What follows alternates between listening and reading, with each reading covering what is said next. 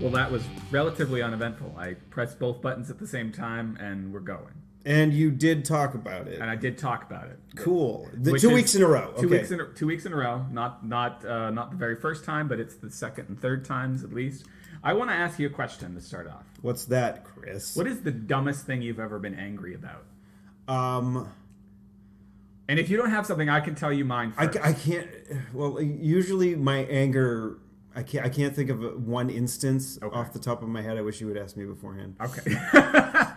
Prep. All right. Well, let me tell you. Okay. Because I had a story prepared. The dumbest thing I've ever been angry about was a playoff game between the Indianapolis Colts and the New England Patriots, and it's not so much that. What makes it the dumbest thing I've ever been angry about is how angry I got about it. Because I don't know if Tom Brady threw a pick or Peyton Manning threw a touchdown or what the hell it was, but basically the game was over, and I think we only had one of the two kids at this time, and the game was over, and I screamed so loud as I walked towards the bathroom because I had to take a piss at the precise moment that I was getting angry. I screamed so loud that when I got into the bathroom as I'm taking a piss, I started seeing stars. Like veins popping out in my neck, and I'm peeing and I'm seeing stars because one football team beat another football team. So you basically just pissed and shouted. I pissed and shouted, but that made me see stars. Like, you ever seen stars? Like, yes. Just they're like stars in your yeah. That started before I even started pissing, and then when I was pissing, it was worse. It was just over a football game. And that's when I decided I needed to I could still like football, but I needed to not like football as much. Yeah. I don't know. Maybe that's not that dumb a thing to be upset about. I have friends who are huge football fans, and they've probably been that upset. I don't know. Maybe I usually get more bummed out than I get angry because I'm like, oh, this is disappointing, and I'm like, blur. Yeah. I don't usually get angry at the sports, but you remind, because I said piss and shout. I remember one time I was just picking up something at my house when I was still living with my folks. It was way back in high school or something like that. And I went in to go to the bathroom, and then I came back out, and I think it might have been Paul, was kind of eyeing my dad's bananas, which were on top of the refrigerator. And I have such a dirty mind. You say eyeing my dad's bananas, and I'm just like, oh, that's what the actual fruit banana, okay. Not my dad's several dicks. So he was looking at the bananas, and then I'm like, you better not eat those bananas, or my dad's gonna piss and shout. Because I think I meant to say be pissed off or something like that, but I just said that nonsense instead. So yeah, they didn't eat the banana. Did your dad get angry? No, he wasn't even there. No. I mean, just in general. I imagine he. No, not really. My mother. That's where the temper is. Yeah, but she would get I remember the reason why I stopped living with my mother. Yeah. I got a computer, my first computer. I was really excited, my sophomore year of high school, because I was just and I think I made honor roll one term or something like that, and that was the stipulation for me to get. Yeah. So if they had offered me more incentives, I probably would have done better in school. Because I actually applied myself and made the honor roll. Get a computer. I'm gonna work this semester. And I did. I was I got I think French was the only one that I didn't do great in, and I still got a B. Yeah. So it was all right, cool. So I was playing SimCity or something like that. Yeah. After school, and my mother comes home, and she looks, and I apparently didn't take the garbage out. Oh boy. And oh boy. Oh. She went from 0 to 60 in no time flat, and just was top of her lungs screaming at me to take the garbage out. And I'm like, hold on, let me just save my game. I'll go do it now. Unreasonable. She was just no, you can't even save your game. She ripped the plug out the wall of the computer, and Jesus. And I don't know. I had spent a decent amount of time, maybe I got a little bit angry because I was just like, I had spent like most of several days, you know, working on the game. Yeah, and I was just like, oh, my city is doing so well, and I think good things had happened or something like that. Yeah. And then Now the important thing, did it ruin the computer? Because computers were, I mean, they probably still are, but they were way sensitive to electrical whatever back then. it did not ruin the computer at that moment, but it wasn't very long after that the computer died. Yeah. Even though it was that year that I got it. Jeez, but what yeah, kind of so computer? it was just a 46. Okay, yeah. It was pre-Pentium computer. Pre-Pentium. Like for all you kids out there that are listening. What's a Pentium? So that was what they used to like. It was like 386, 486, and then Pentium was technically the 586, I suppose. I think so. And then they stopped doing that, and then it was like Pentium 1, 2, 3, 4, blah. Right. Yeah. And then they stopped altogether and said, yeah. "Here's a computer. Here's a computer. It's good, I guess." And then they have specs, and you're supposed to know what those specs know are. what the hell they mean. And, Yeah, yeah. and no one does. Yeah, no one really does. They're like, "Oh, you got gigs," and Yeah, I got gigs. I got gigs of stuff here. You say I got 16 gigs of RAM. How come I can't store anything more on my computer? And so basically, that altercation just was we kept on one-upping each other in the anger department, and it just luckily my mom's boyfriend was there at the time to restrain me. Yeah, because I was ready to like throw down. Yeah, and yeah. you know, it's rough with parents. Like I never got to that point with my dad. My dad was definitely is the more angry of the two. But that's what I remember about, especially the teenage years. I remember Dad's anger. Wait! Before you go into your dad's anger, I gotta. Yeah. It was actually a funny time that I was really angry, and it was sort of recent. It's usually in the car. That's usually where my anger is. That is a lot. That's where it is usually. Yeah. That's where it resides. And like people have driven with me, and they've seen me yell in the car. Yeah. And they'd be like, "Wow, you get angry in the car." I'm like, this is somebody's in the car with me angry. This is not. You're not getting the full fucking anger here. Yeah. This isn't like where I go. Like, and I remember I went to see Louis C.K. Yeah. At the Hampton Beach Casino Ballroom. Right. And it was late o'clock at night, and I was back when I was living in Marlborough, and I was driving back down there, and more local references here.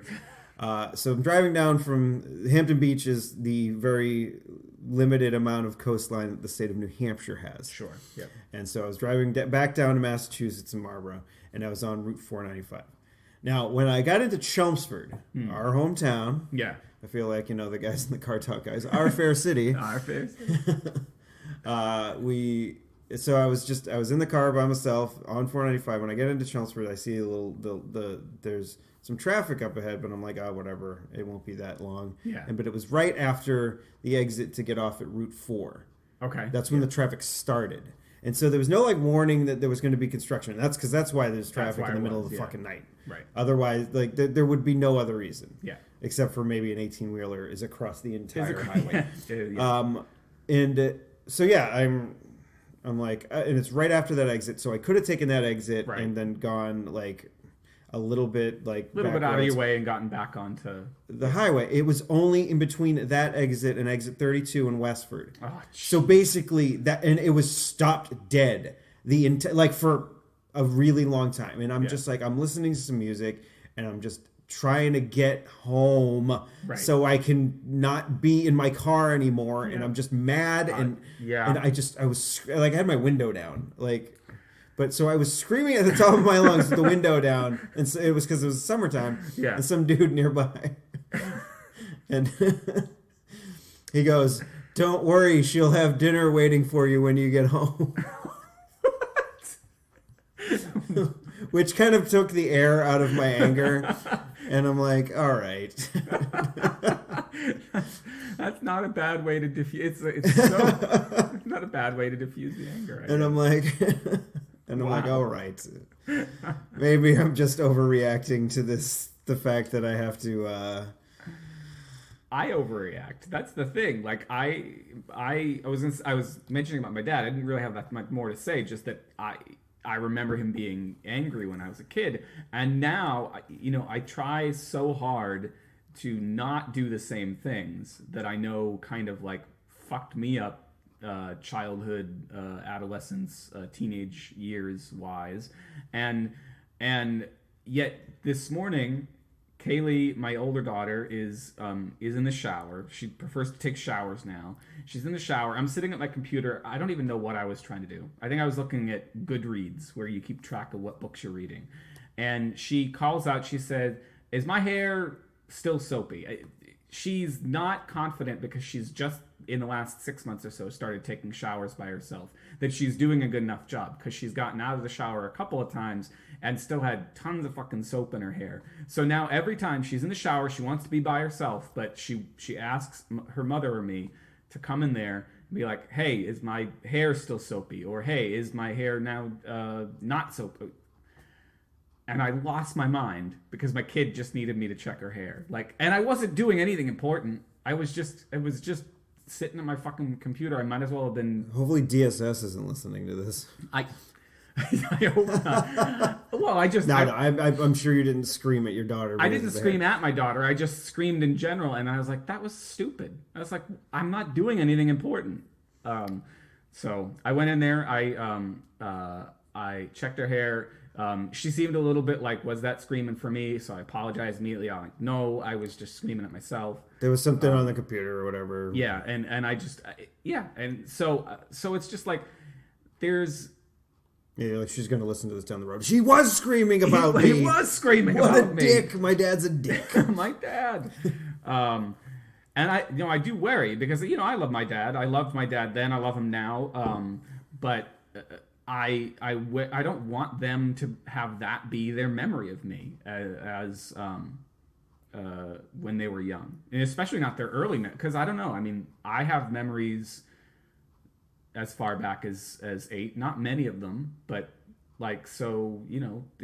Kaylee's gonna start remembering stuff, and when she gets to high school or later, and she's like, "Yeah, my dad was an asshole a lot. Like, I just needed him to check to make sure I didn't have soap in my hair." And he was just yelling because he did some book when he didn't read enough of it yet. Oh God, yeah, I know. Well, and it turns out I was checking Goodreads, and I was trying to figure out like which books, because I don't use Goodreads all that often. It's one more damn social networking site that I don't really need to worry about, and I wish that I didn't worry about.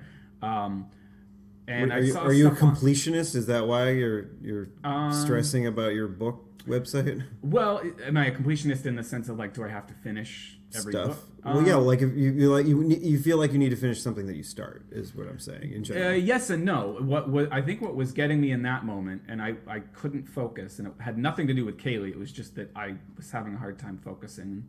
I was like, why is this book still on there? I thought I kind of like not finished it, but abandoned it. It was an issue of magazine Tin House that I subscribed to, and I'm not a completionist. I basically have just gotten to the point where if whatever article or story is in there doesn't grab me in the first couple paragraphs, I just move on to the next one. But it was still in there, and it's like, didn't I finish that one? And I was trying to go back and forth between places to find out if I'd finished it. And that's a completely stupid that is not important. Like, children, if you decide to become a parent, your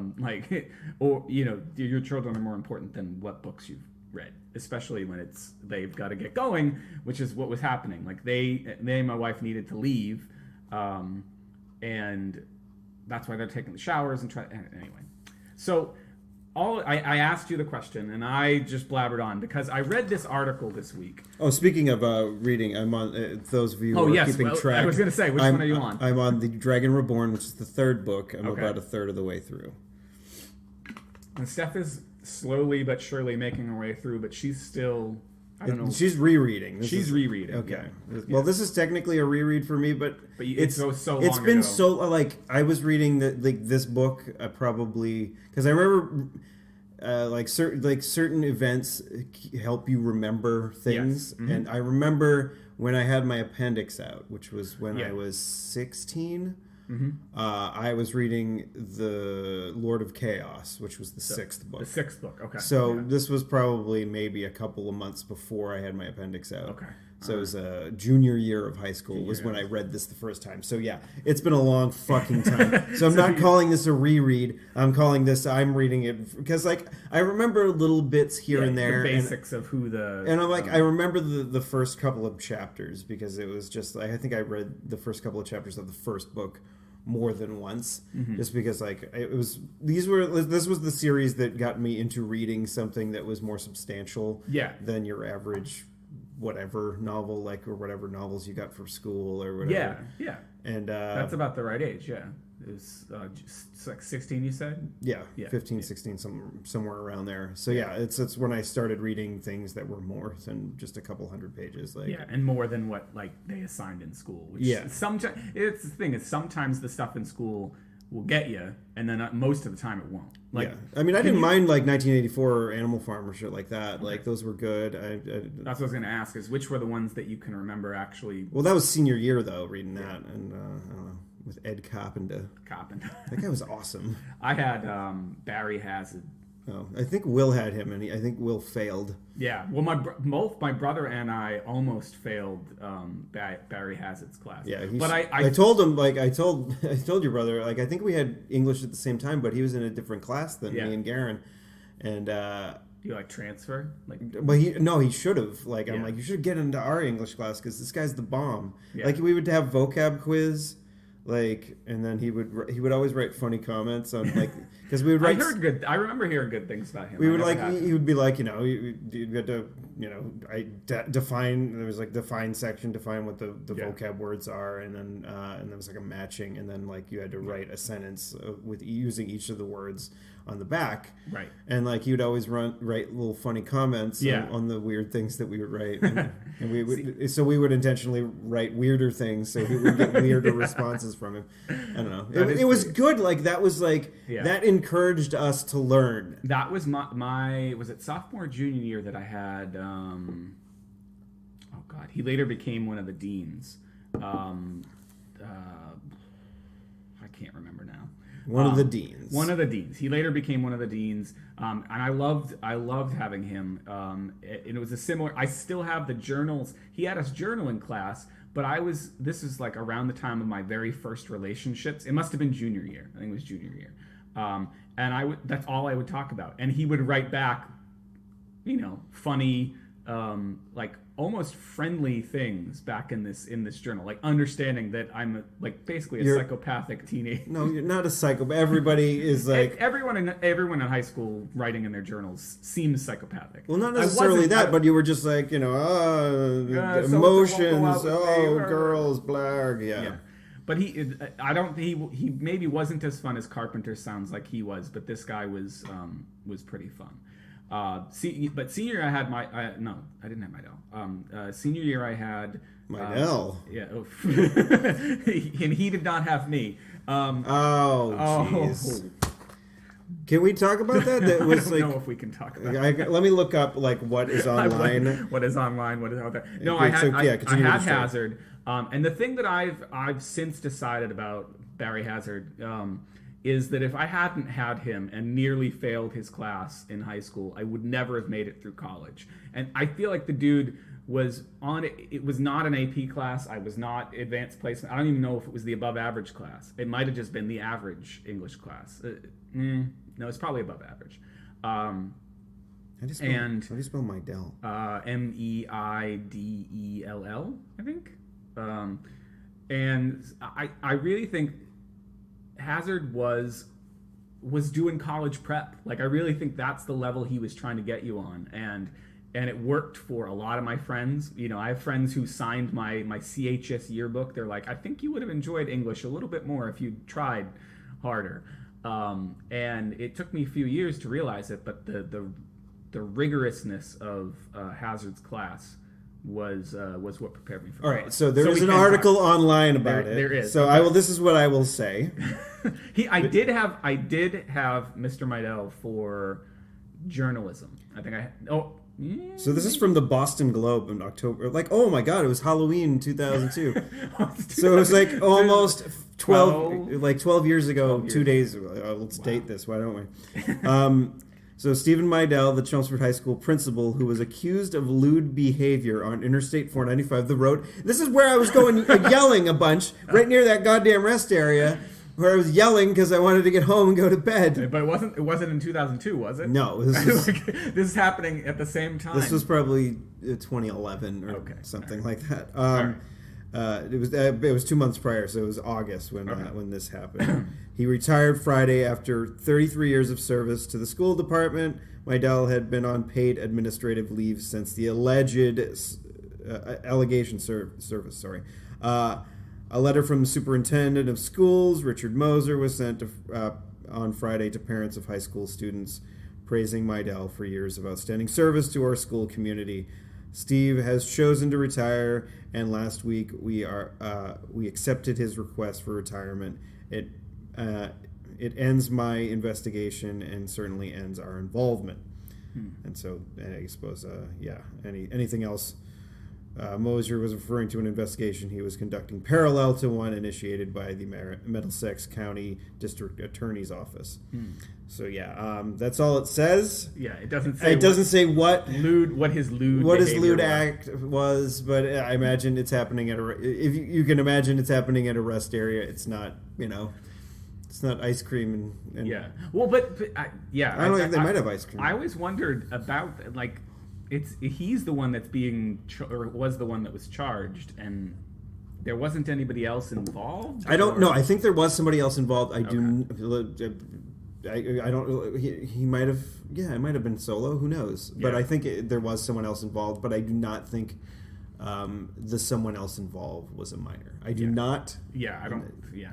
But still having some sort of interaction like that at a rest area, and you're the principal of the school, then maybe probably a bad idea. But it's alleged. I think at this point I have no idea. Well, it's 12 years later. I would hope that if it's either stayed alleged or it was already. I don't know. I don't. Yeah. That's what I found when I searched online for it. So no, I did. I did have him for a class. I can't remember if it was journalism or if it was something else. I had someone else for creative writing, which was another elective. I think it was journalism that I had, Meidel. He was on LinkedIn. Is he really? It doesn't have his picture, though.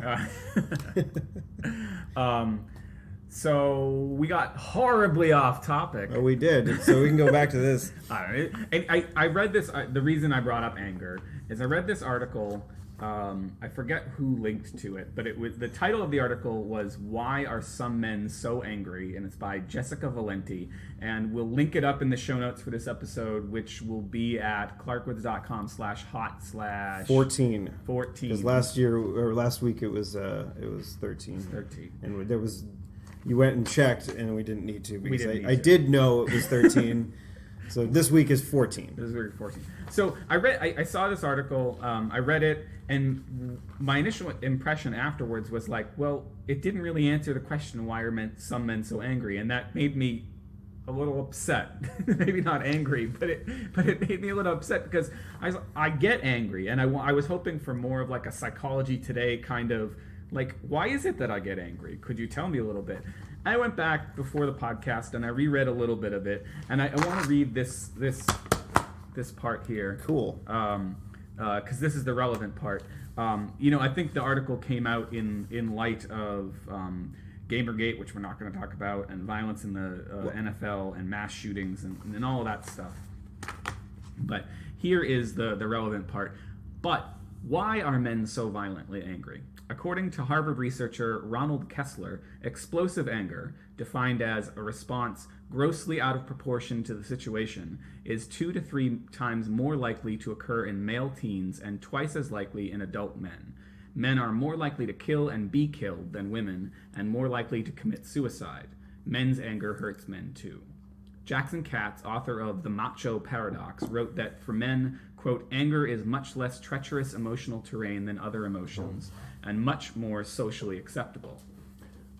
Here's a longer quote. Countless men, from Katz that is, countless men deal with their vulnerability by transferring vulnerable feelings to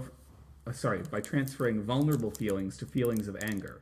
The anger then serves to prove that they are not in fact vulnerable, which would imply that they are not man enough to take the pressure. Women do get angry, but experts say we just handle the emotion differently. Psychologist Sandra Thomas, who conducted a large-scale study on women's anger in 1993, told the American Psychological Association 10 years later that, quote, men have been encouraged to be more overt in their anger, while women direct it inwards. Little has changed since then. We've still been, and this is a female writer, so keep that in mind with the we've. We've still, there's a typo here. We've still been taught to be nice, that lying is often preferable to open conflict, and that anger is unattractive and unfeminine. So do you, the part that I'm kind of like, do you think that anger is less treacherous emotional terrain? Is it better for, are we trained to kind of like get angry so that we don't look sad? Am I a psychologist? Yes. I was hoping Dr. Woodbury. No one. This probably the audio is gonna show up while you were reading. It was me opening up my Reese's peanut butter cup. It's important. I was like, "Ooh, it's probably like." You started reading. I'm like, "This is the part where I don't have to talk for a bit." Yeah. So I ran into the kitchen and got my Reese cup that I put in the freezer. In the freezer, yeah.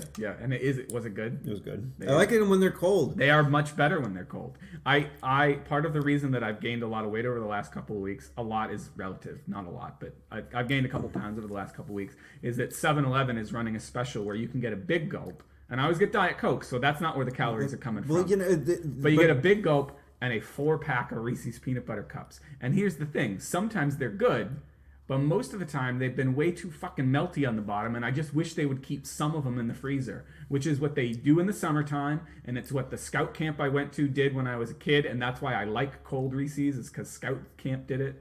Anyway, Dr. Woodbury. Dr. Wood. Okay, so what was the question again while I was getting the Reese out of my mouth with the water? The question is let's see. Jackson, I'm just going to read this again. Jackson Katz, author of The Macho Paradox, wrote that for men, quote, anger is much less treacherous emotional terrain than other emotions and much more socially acceptable. Well, it's easier to come upon anger, or at least for me. I don't know, but especially when I'm driving. Mm-hmm. And it's usually a safe place to have my anger because other places, if I was to have my anger at work or like. If I was just walking in and just being angry, like when I walked into my apartment and see a neighbor and just yelling at them because I'm angry, that would make no sense. Right. So it's an appropriate place to get rid of. I don't know if because a lot of people say, you need to get it out. Like, you kind of need to whack off every once in a while to get rid of the poison. Yeah. But some people say that isn't true and it's bad for you to actually do it. Right. See, the thing is the reason that this part resonates with me and is that I really, while I don't necessarily think about trying to be man enough.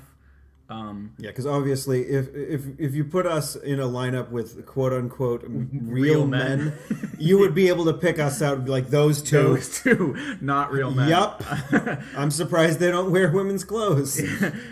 So yeah, I don't identify with the part of trying to be man enough. I do identify a little bit with the part of seeming like I can take the pressure.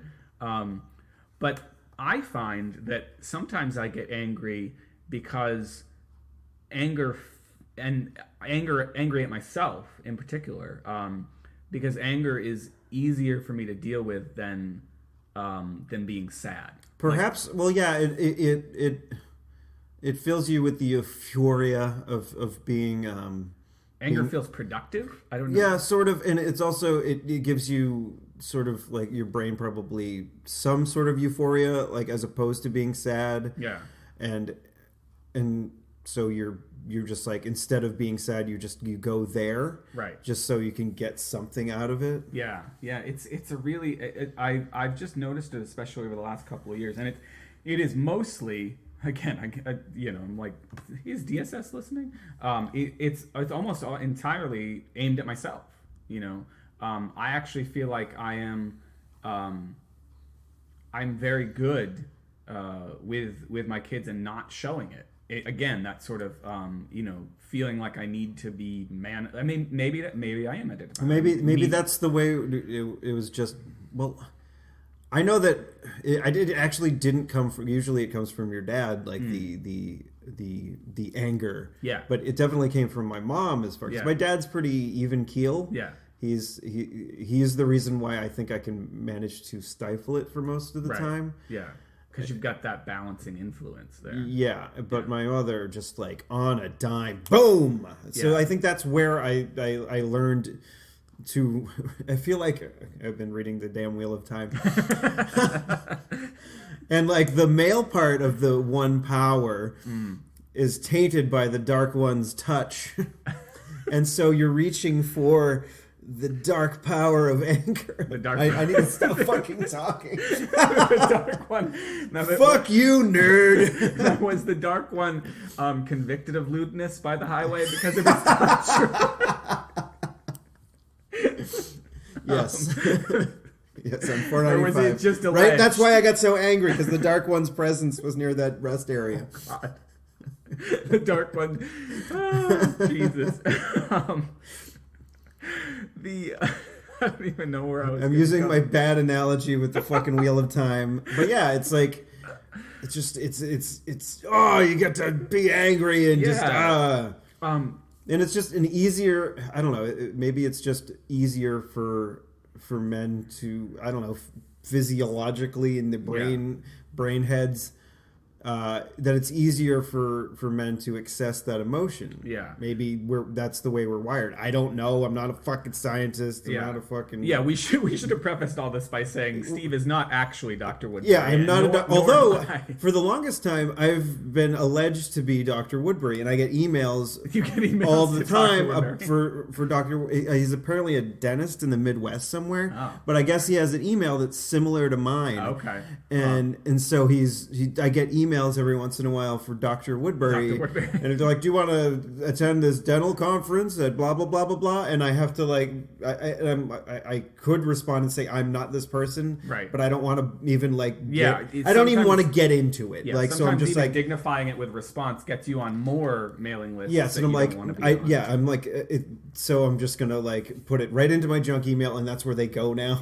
Yeah. And every once in a while, I'll get one in the regular email. Oh, Dr. Woodbury again.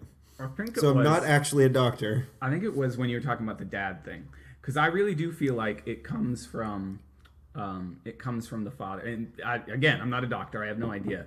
But what I wonder about, if it came from my dad, and I do realize he has a short temper. He gets mad about. What the fuck is a fire truck doing here? I don't know. Maybe they heard we were angry and thought we were going to burn something down. Well, they didn't have the siren on. Okay. So if it does come from my dad, and I think it does, he does have a shorter temper. He gets upset about some crazy things. He's mellowed way out in his later years now. But if it came from him, where did it come from for him? Like his dad, my grandfather, died in 1981. So I was early in 81. So I wasn't even 4 years old or 3. Yeah, I wasn't even 4 years old at this point when he passed away. So I don't know what he was like. I have no idea what his temper or temperament was like. But but I do know that his own father, my grandfather's father, my great grandfather, and they did not get along. And he might have been kind of an angrier dude. He married 5 times. He was. I don't know. 5, like, did they even have divorce back then? They did. My great grandfather. He was born in 1889, and I didn't realize that was like, because like you think like our generation is the first one to have like acceptable divorce. Yeah. Well, in his case, in my great grandfather's case, at least his first 2 wives died young, so it wasn't divorce. Well, they say only the good ones. Yeah. And my great grandmother, she was good. And his second wife, by all accounts, was a very nice lady. They had many kids together. But I have no idea about the latter 2 wives. Anyway, so it does make me want, like, who does the anger sort of eventually go back to? But then it also makes me think of, like, well, did either my brother or I escape it to any extent? And I think the answer is no. I think we both get angry about dumb things and angry on a dime. For example, Uh-oh. we were in Disney World this summer, all the families. So my wife and my 2 kids and my parents came, and John flew out from California. We're in Disney World, and I think we're 4 days or so into our 6/7 day trip. So we're nearing the end, but we had a really long day at Epcot, and I think we've been bouncing back and forth between the parks or something that day. And you had a couple too many margaritas at the Mexican I Pavilion. didn't have any. See, if I'd had some margaritas, You might have mellowed out a bit. maybe I would have mellowed out. I didn't end up having a drink finally until our day at Animal Kingdom, and then I just had one. I'm so sad. Like, I totally had license to get as drunk as I wanted. There were plenty of people around to watch my kids, and I had one drink the entire week. My dad, on the other hand, spent a lot of time in Mexico. Yeah, I can imagine. He was way Coronas. he was way mellow. I mean, he had his moments at MGM, and then a little bit again at Animal Kingdom, because not MGM, Hollywood Studios, because both of those parks have way more outdoors, and we went at the end of June, beginning of July, where it's way friggin' hot. Well, it's always hot in Florida, but like It is, the but- time to go is probably, I'd say, March. Yeah. Because Stephanie and Kaylee went in actually late no, April, March is early bad May. too, because that's when spring break is. So maybe because as far as paying extraordinary amounts for plane tickets and hotels and whatnot, the best time to go is, I think, around this time of year, before in between, I think Labor Day and Thanksgiving, that's your wheelhouse for great rates. Yes, and it's also one of the coolest times of the year, because they do a little bit of Halloween stuff there, and Epcot has a food and wine festival that's going on at the same time for the grown-ups. But for the kids, there's like pumpkins and Mickey themed, and it's whatever. not like obscenely hot. Yeah. I mean, it's still going to be warm down there, because Right. it's fucking I mean, Florida. and especially the closer you went to Labor Day, it could still be. Yeah. It could still be like if you went in October sometime, it'd be pretty cool. But like airlines and hotels know that people travel in the summertime. Yeah. And they know that people travel that school vacation in February and the one in April. Right. And of course the spring break For college. in college in March. So those weeks are bad. Right. And then maybe January is a good time. I don't know. So the Fire truck left. It pulled around over there, and then it drove out. Yeah, it kind of went down the cul-de-sac and looped around. Just making sure we didn't burn anything down. We didn't. Speaking of Disney World, burning things down. Apparently, the fireworks need to be monitored a little bit more closely, because last night there was the Snow White's Seven Dwarfs Mine Train caught on fire after the fireworks display last night. It apparently was put out, and the ride was open again within an hour or so. But people are saying they need to watch out for those fireworks. Anyway, back to anger. Back to anger and Disney World in late June, early July. Balls are sweaty as shit. We were, I think we were almost done with Epcot for the day, and we ended up in Journey into Imagination, which I think mostly everyone went to because I wanted to go. Mm-hmm. I loved Figment as a kid. Journey into Imagination is the pavilion where you get this cute purple dragon, and the ride has Eric Idle narrating and singing this song with the cute purple dragon about your imagination, and it's fun. And you've been chasing that dragon ever since. I've been chasing that dragon. Yes. Oh, because the Wheel of Time is a circle, and it. Wait, are there dragons in the Wheel of Time? Well, dragon is the term for the person that will fight the Dark One. It's a human being, not an actual dragon. It's not an actual dragon. Well, like Dany in Game of Thrones, like she's the dragon, isn't she? No. Dany? Daenerys Targaryen. Yeah, okay, yeah, there we go. I'm like, I didn't know people called her Dany. I just watched an episode There's an ambulance now. There's an ambulance. Shit. They're just driving around fucking with us? All right, go on. Right. So, where the hell was I? You were talking about, like, I was chasing that dragon. I was chasing Figment. Yeah.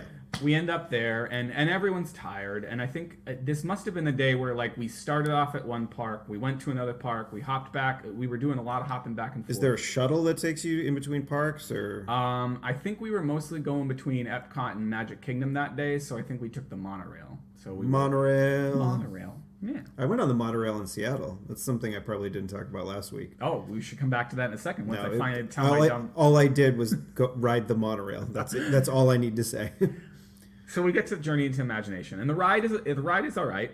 Ride is good. The after ride stuff, the activities used to be way more fun, as I recall when I was a kid, but they're still okay.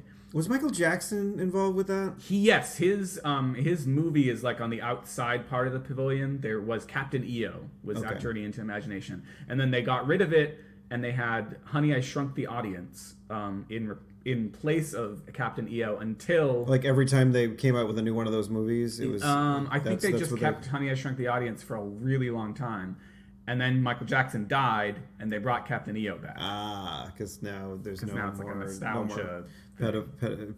Alleged pedophilia going on. Did Michael? I don't know. Did he was he always alleged to touch? Or I don't think he was ever convicted, so I guess we have to say alleged. So he is the Mydell of the pop music scene. Alleged Mydell. Alleged Mydell. Well, Mydell is still or is the alleged Michael? Or at least Jackson as far as we know, alleged. Oh my God, we're gonna get sued. No, we're saying alleged. We're saying alleged. Yeah. Anyway, so we're at Journey into Imagination, and I really need to get through this story. I don't know what it was that set me off. I was somehow in a bad mood. There were these. My parents were spending a lot of money. I loved them, and they were spending a ton on the kids and buying us things, and I was feeling guilty about it. But they don't want me to feel guilty about it. Like that was part of why we all went together, was so it would be more affordable for everyone. But maybe I was feeling guilty about it or something. I don't know. I was in a not great mood, and John, my brother, comes over to me and he says, "What's going on? Why are you being so whatever?" And I snipped at him. It's vaguely coming back to me why. Were you carrying scissors? No, good. I was snippy, and he was with like, your words. I'm gonna punch you." And with my brother, sometimes it's hard to tell. Like, is he really gonna punch me, or is he just sort of saying, "I'm gonna punch you, dude"? It would have been really hilarious if he did, and you guys just got into a brawl at Disney World, and I saw it on the news. Two brothers got into a.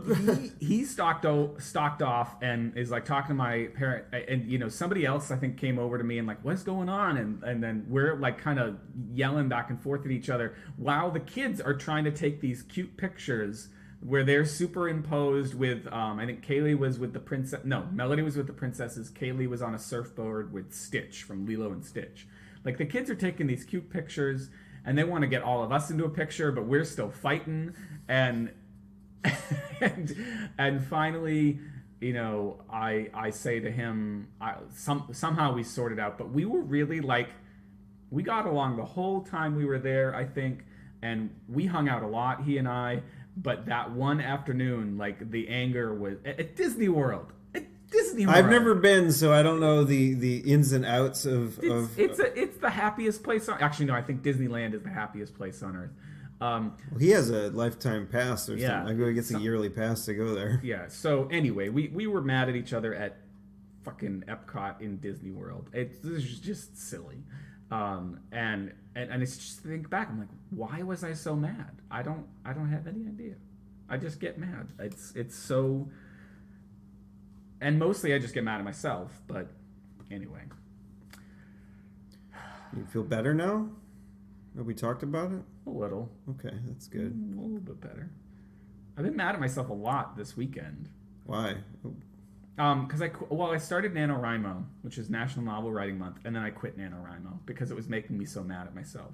Have you ever heard of NaNoWriMo? I don't like acronyms, but go. Okay. Well, National Novel, I don't like acronyms on principle. I just don't. I'm sick of them. Like, there's like we use so many at work, and there's like there's what was the one that was like causing problems the other day? It was CMO. Was causing problems because somebody marketing officer. No, the way we use it is contract manufacturer.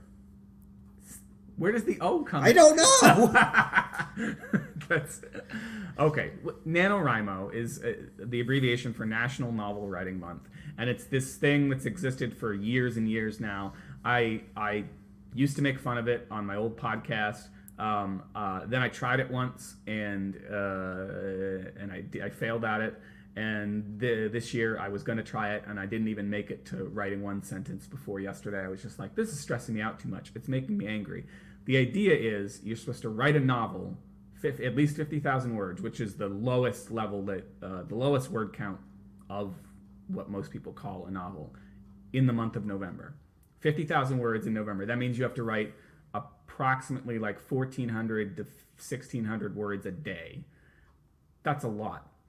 And some people can do it, and I have students of mine who have told me that their strategy is just to pretend that their backspace button doesn't exist, and you're just supposed to just churn out words and churn out words and churn out words. And that is the idea of a first draft when you're writing, but I just couldn't do it. Like, every time I went to my keyboard yesterday, and I didn't go that often, which is probably part of the problem, I just couldn't do it. You're popping a lot of P's there. Probably part of the Probably. problem. It's a good thing that I'm away from the mic and not, are those plosives? Is that what the P's are? Plosives? Is that an acronym too? No. Plosives is like a word. There's a couple of words for like the sounds that you make with your lips or something. I don't know. But there's some acronyms that people use that, they don't even know it's an acronym. Like HOT. Yeah. Horribly off topic. Horribly off topic. Or, what is it? SCUBA is the big one. SCUBA is the big one. And I don't know what SCUBA stands for. It's self-contained underwater breathing apparatus. Ah, now I know. And knowing is half the battle. Yeah. You know what? This brings me back to getting angry at stupid things. Okay. We went to see, like, the first G.I. Joe movie. Yes. In the theater. Cobra. I forget what the hell who was in it. I think it was a bunch of nobodies. I think one of the guys from Lost was in it. I don't know. Oh my god, really? It was just like the GI, like live action GI Joe. Yeah. Not the animated GI Joe, which is where my stupid reference was from. No, yeah. That's why I was like, huh? And I'm like, I'm just going to let it go. Yep. I was just like, we went to see it, and it was crappy. We went to see a midnight show, like the opening night. It was just me and John, not your brother, other John. And we were at the theater, and the movie's terrible, and it's over, and everybody waits through the credits because they're expecting to, have the actors do some sort of PSA at the end of every episode of G.I. Joe. Yeah. Nothing. Was there any scene at the end? No, nothing. Nothing at all. And then some dude in the back row goes, "Fuck you." And it summed it up so perfectly. And I'm like... there is a website out there that will tell you if there's anything after the credits. Oh, okay. I forget what it's called, and now I'm going to have to Google it and put it in the show notes. But there's... And I don't think it... I think there is a part where it will tell you what it is that's after the credits, but the first part, if you don't want to be spoiled, is just... Is there anything after the credits? Yes or no? Yeah, well, usually the Marvel movies have something. There usually is, yes. Although I got mad, not really mad, about the Guardians of the Galaxy one? The Guardians of the Galaxy one. Yeah. Like, this was spoilers. Yeah, well, it's not a big spoiler or whatever. Right, but that's kind of the point, is that, so they established... And I later discovered that they didn't really establish this. And maybe I've talked about this on a previous podcast. Whatever. We talk about the same things all the time. But they established a pattern of one kind of, at least story substantive after credits thing, where like it has something to do with the greater story of the Marvel Cinematic Universe, and one silly one. Like, that seemed to be the pattern. Started with the Avengers. Before, there used to just be one. And it was at the end, like when Nick Fury shows up in Tony Stark's apartment at the end of the first Iron Man. Yeah. Boom. One. Starting with the Avengers, they had one in the middle of the credits, which was all about the greater story, about Thanos and the Infinity Gems and all that. And then the last one was about them eating shawarma. And that was... Which I did in Seattle. No, I didn't have shawarma, but Mike did. Yeah. That was the silly one, was them eating shawarma. And that pattern kind of was there and repeated itself, but with Guardians of the Galaxy, both the mid-credits thing and the after-credits thing were just silly. And the after-credits one, because it had almost nothing to do. It had one character who'd appeared elsewhere, and then it was a cheap gimmick to have Howard the Duck show up in another Marvel movie, which was funny to some extent because they were laying claim to the fact that the very first movie that Marvel Studios ever produced was Howard the Duck. There was Marvel Studios back in 1985 or whatever? But they produced Howard the Duck. That was the first movie that their company produced. Speaking of alleged pedophiles, Howard not Howard the Duck, but what is it? Jeffrey Jones, I think, with a G. I think he had a G. He was also in Beetlejuice. Okay. And he was like the husband of the woman or the couple that moved into the house. Okay. Yeah. And he was also in, what else was he in? He was he was like the bad guy in almost every 80s movie. Was he in Ferris Bueller? Yes, he was principal. He was the principal in Ferris Bueller. Yeah. What is it about high school principals? In alleged things. So yeah, I guess he had a little problem. I can imagine that mustache just is incriminating in and of itself. Mr. Rooney. Mr. Rooney. That he creeps me out, that dude. Well, with just cause because of his alleged actions. Apparently. So yeah, we get angry about dumb things. And it's because we're dudes. I want to talk about something else. Okay, you want to talk about something else, and we want to make sure that we get to the whatever. email. We went a little long last week. We'll go long again. People will be like, "Oh, it's so much extra material." Thanks, guys. So I'm going to change gears a little bit. I'm going to date the podcast again, but I don't think it'll matter too much. No. A couple days ago it was Halloween. Yes. And I didn't really have any plans, and so I joined this sort of friendship dating website where you just kind of date.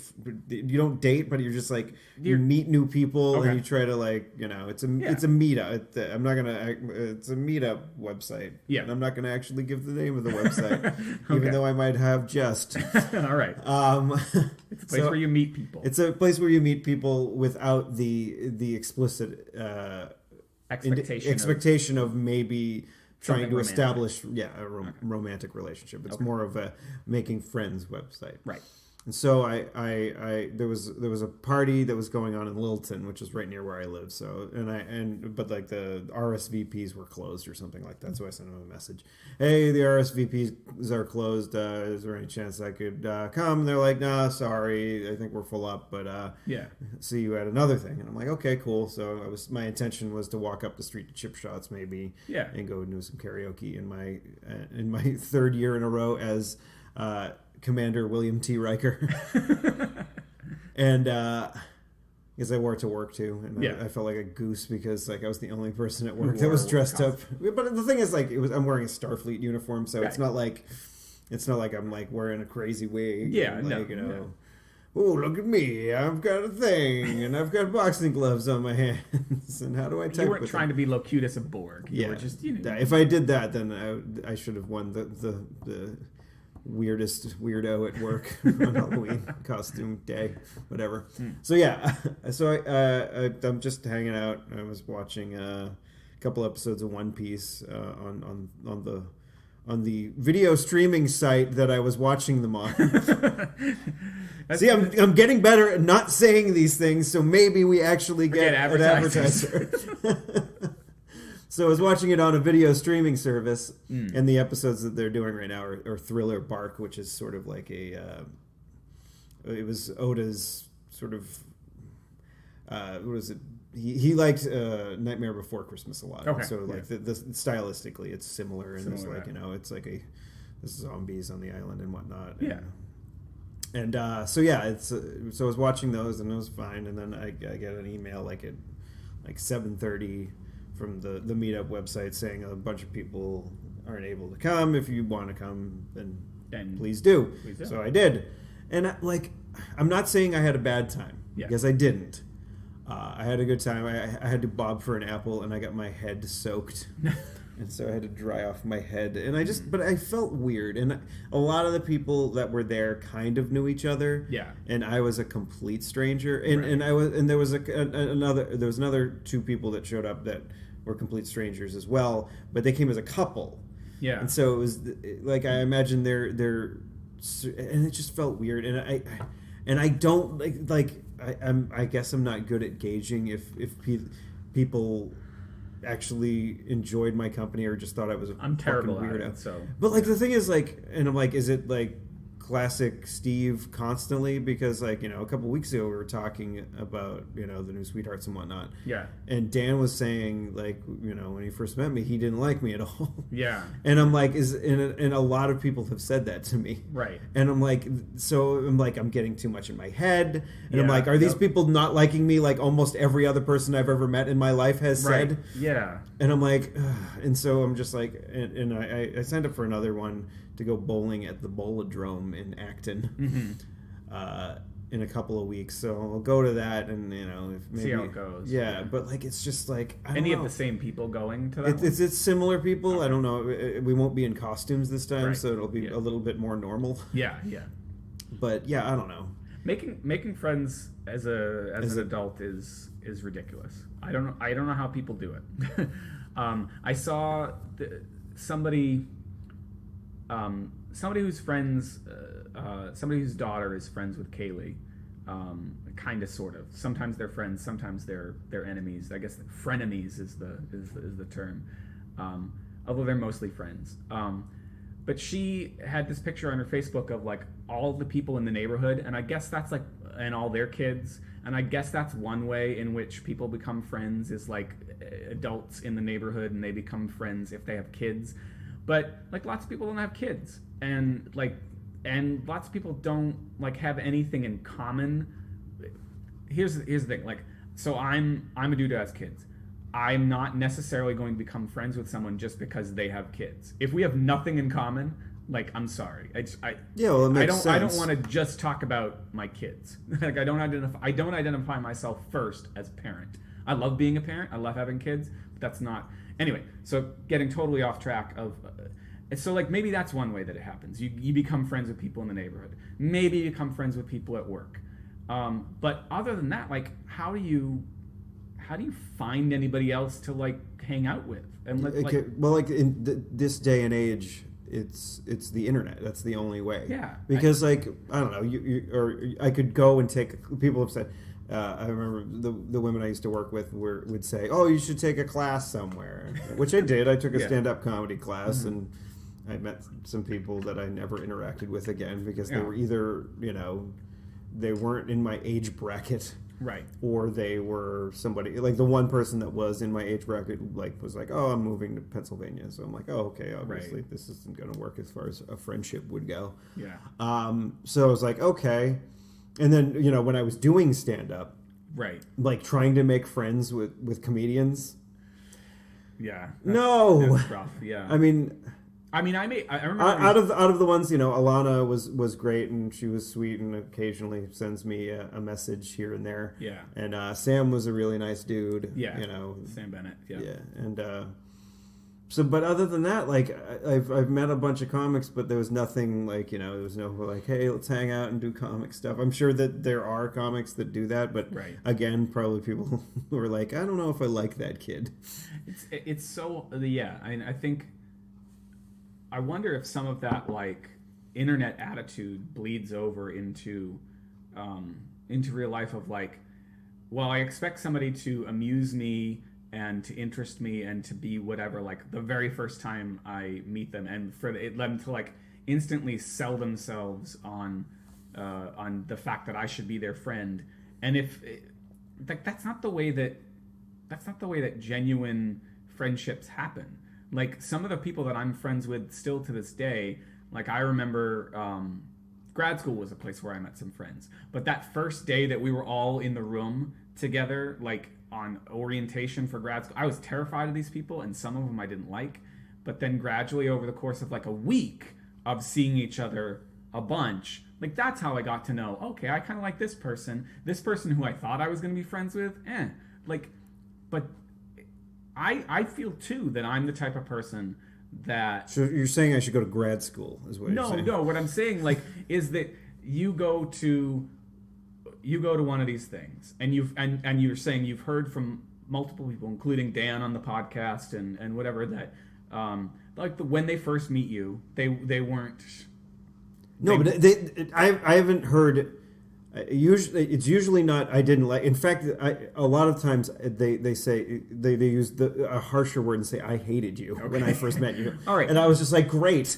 Well, but see, I'm Captain First Impressions. see, I don't think I'm very good with first impressions either. Because But I don't think people are going to be like, oh my god, I hate you. Well, I don't know. I don't want to say yay or nay on that. I can't remember when we first met, so Yeah, we first met when we were in elementary school. Yeah, so- I don't remember. yeah, I don't remember it either. But but we've known each other for so. I'm sure your brother remembers. Yeah. he remembers.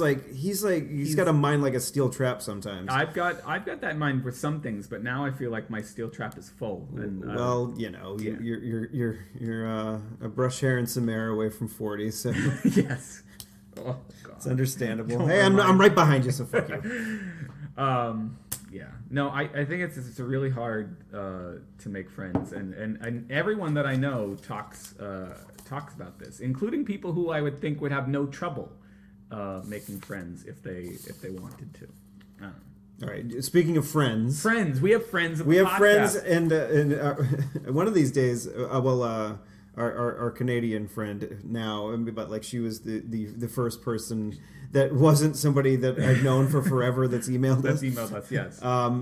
But yeah, I'm gonna just say their first names. I'd say, yeah, first names, and if you really want to do, you could do last initial, but I think first names, because we've got two of them and they don't have the same first name. Yes. Okay. So first email is from Garen, who was a member of the New Sweethearts. Yes. So if you want to do your research, you can figure out who he is. Yeah, and he could clarify some things, I'm thinking, because we brought his name up a bunch when we were having those two episodes. So yeah, he says, guys, you've got a good show going. I've been listening for a few weeks now, and I was surprised when I saw the subject for podcast number 11 in my quay. Q. I know, I like saying quay instead Quay. of. So number 11 was the first of the two-part episodes involving the New Sweethearts. Yes. For those of you that are keeping score. I was expecting to be hit with a bout of nostalgia. I wasn't expecting to be hit with a bout of nostalgia, but emotions came flooding back in as I listened to part 1 and 2.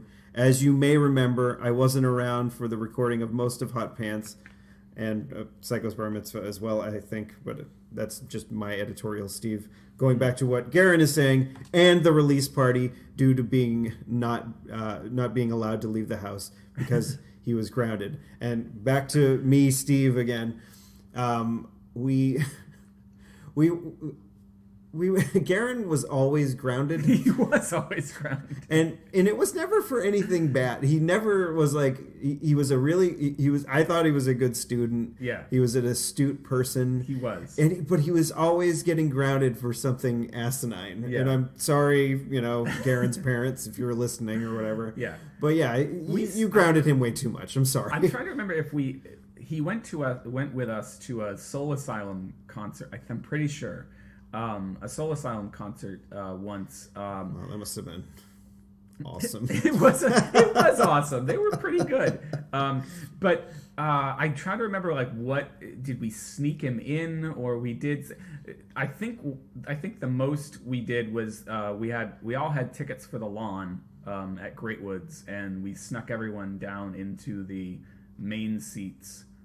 Including maybe Garen. But I don't think he would have gotten grounded for that because I don't think his parents were there. But maybe we had to make a big deal about getting...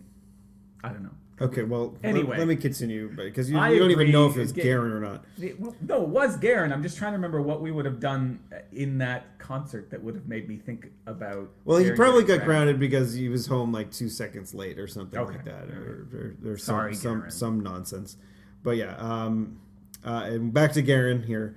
I think I tried to make up for that in a weird way with all the extra passion I had for the quote-unquote band and having the quote-unquote New Sweethearts license plate on my car saying, how gay is that?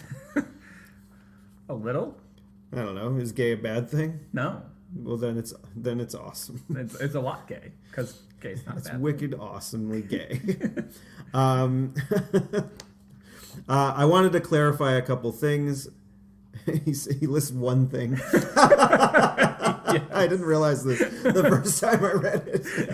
I want to clarify a couple things. Number one, my cousin JP did in fact write the newsletter. Strange. And he's like, okay, so that's just one thing. The new songs that we recorded on the Ape's Choice, you can download it on Dan's SoundCloud. I forget what it is, but you can put I'll put it in the show notes. Yeah. And he says, peace, love, and dildos, Garen. Aw, thank you, Garen. Thanks, Garen. If you are back at any point during the holidays, give us a buzz, and then maybe we can get a larger TNS cast going or something like that. Do a part 3 or something. Yeah. So in our next email is from a fella named Matt, who's also a friend of mine from way back. I enjoyed the regrettable torment stories of the gang in their youth. Could we hear some more tales of the antics of Paul's New Hampshire and Chelmsford house? Also, chicken song title options, I guess, for Dan or I. Cock-a-doodle, no, I doodled a cock. How about drawing dicks in notebooks? What, am I the only one that did that? Keep up the beeps. We're not beeping you, we're just saying your name, Matt. Yeah, I was going to say, because there was that, the episode last time where we decided we weren't going to beep anybody anymore. There was, you know what I just realized, is there was a follow-up message from Matt, and I'm trying to see. Yeah, I only got this one. Yeah, no, it was because I sent him something back, and you told him we're not beeping anybody because it's your first name. And there's a lot of people in the fucking world named Matt, and if you're Armenian, there's a good chance your name is Garen. So, Oh, okay. So I wrote, thanks for the note, Matt. This is Chris here. I forwarded this on to Steve, and we'll definitely talk about some of this on a future episode. There's loads more to say, I think, about Paul's house. At least that's my guess. Steve spent more time at both of them than I did. In fact, I don't think I ever saw the New Hampshire house. New Hampshire house was a lot of fun. I think we talked about upstairs darts. You did. Yep. Okay, so we can talk about more later on a later day. Or maybe, Matt, if you're back for the holidays and you want to be on the show, we can talk about the crap that we did while we were there if you want. And so we'll save it till then if you want. His follow-up, I just provided what I wrote for context. His follow-up was maybe revise to do a cock-a-doodle. So what did he have there? Cock-a-doodle, no, I doodled a cock. So do a cock-a-doodle? Okay, I don't know. Is that all he wrote? No. Then he followed up. I wouldn't have called it up if it wasn't just for that. I love hearing tales of nerd triumph and shenanigans. Some self-deprecation works too. The poop jokes mixed with the serious subject episodes are my favorite. Example, depression segments. So I hope this worked for you, Matt. Yeah, we had. I think this was we talked about anger and we mixed some jokes in there. Yes, and we're pretty much at an hour now, right? We are. Yes, we are just beyond an hour, and I think we had a good mix of anger and Steve's dad's bananas. So go fuck yourself, assholes. Wait, go fuck yourselves. Fuck. Let me try that again. Go fuck yourselves, assholes.